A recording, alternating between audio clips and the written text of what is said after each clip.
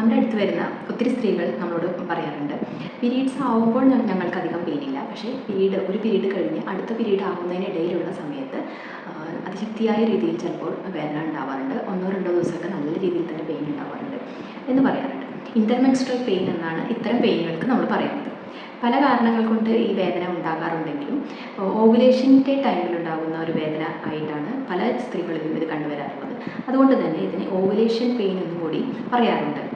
എന്നാൽ ഓവുലേഷനോട് അനുബന്ധിച്ചല്ലാതെ തന്നെ പല കാരണങ്ങൾ കൊണ്ട് ഈ ഇൻ്റർമെൻസ്ട്രൽ പെയിൻ വരാറുണ്ട്.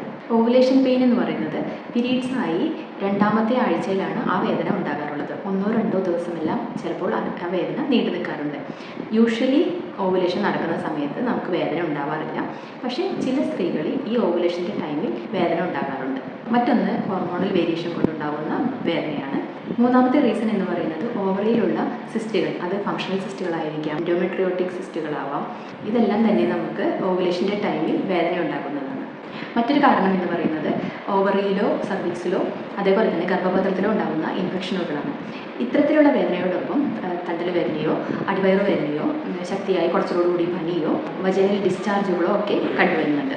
ഇത്തരത്തിൽ പീരീഡ് പെയിൻ അല്ലാതെ ആർത്തവത്തിന് ഇടയ്ക്കുള്ള സമയങ്ങളിൽ എന്തെങ്കിലും വിഷമതകൾ നിങ്ങൾ അനുഭവിക്കുന്നുണ്ടെങ്കിൽ അത് കമൻറ്റ് ബോക്സിൽ കമൻറ്റ് ചെയ്യുന്നുള്ളൂ. Thank you.